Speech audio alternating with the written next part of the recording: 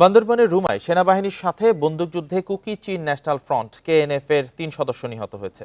দুপুরে আন্তঃবাহিনী জনসংযোগ পরিদপ্তর আইএসপিআর এর সহকারী পরিচালক রাশেদুল আলম খানের সই করা সংবাদ বিজ্ঞপ্তিতে এ তথ্য জানানো হয়েছে। এতে বলা হয়, রুমা উপজেলায় গহীন জঙ্গলে কেএনএফ এর গোপন আস্তানার সন্ধান পায় সেনাবাহিনী। পরে অভিযানে গেলে সেনাবাহিনীর সদস্যদের সাথে বন্দুকযুদ্ধে ৩ কেএনএফ সদস্য নিহত হয়েছে।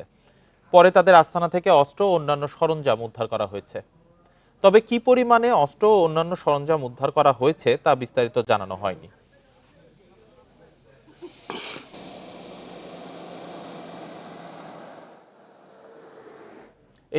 এ নিয়ে আরো জানাতে বান্দরবন থেকে যুক্ত হয়েছেন সহকর্মী মংখিং মার্মা। মংখিং, অভিযান কি এখনো চলছে কিনা, এ নিয়ে আর কি তথ্য আছে আপনার কাছে? নিহতদের নাম পরিচয় জানা গেছে কিনা?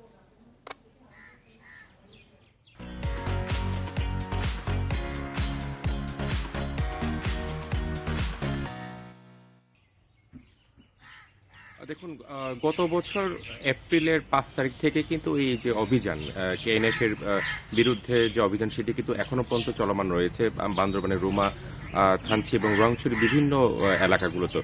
তারই প্রেক্ষিতে আজ সকালে সেনাবাহিনীর একটি টহল টিম তাদের যে আস্তানাটি খবর পেয়ে সেখানে অভিযান পরিচালনা করে এবং সেখানে কিন্তু কেএনএফ এর সাথে বন্দুকযুদ্ধ হয় এমনটি সংবাদ কিন্তু আমরা জানতে পেরেছি।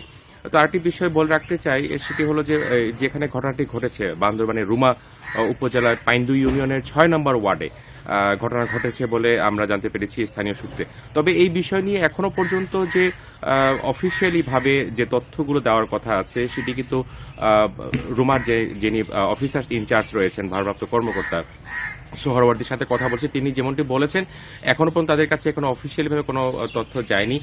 তারা এই ধরনের সংবাদগুলো পেয়েছেন এবং ওসি সোহরাওয়ার্দী তিনি নিশ্চিত করেছেন যে পাইন্দু ইউনিয়নের ৬ নম্বর ওয়ার্ডের গহীন জঙ্গলে এই ঘটনাটি ঘটেছে। তবে সেখানে কারা নিহত হয়েছে এবং নিহত পরিচয় এখনো পর্যন্ত পাওয়া যায়নি এবং সেখানে কেএনএফ এর সাথে বন্দুকযুদ্ধে বিভিন্ন ধরনের সরঞ্জাম, অস্ত্র এবং তাদের পরনো পোশাক সহ বিভিন্ন যন্ত্রপাতি পাওয়া গেছে বলে আমরা কিন্তু অসমর্থিত সূত্রে জানতে পেরেছি। আরেকটি বিষয় জানাতে চাই, এই অভিযানের কারণে কিন্তু বান্দরবানের রুমা, রংছড়ি এবং থানচি বিভিন্ন সময়ে কিন্তু এই কেএনএফ এর অভিযান কেন্দ্রে কিন্তু সেখানে বিভিন্ন সময় তাদের এই সকল পরিত্যক্ত জিনিস এবং এই বন্দুক এবং তাদের সরঞ্জামাদিগুলো পাওয়া যায়। তো এখনো পর্যন্ত এই সকল তথ্য আমরা থানার ভারপ্রাপ্ত কর্মকর্তা সুনিশ্চিত পাওয়া যায়নি এবং তাদের তথ্যগুলো নিশ্চিত পাইনি। এই হচ্ছে আমার কাছে সর্বশেষ তথ্য বান্দরবানের। বান্দরবানের রুমায় সেনাবাহিনীর অভিযান নিয়ে জানাচ্ছিলেন সহকর্মী মংখিং মার্মা।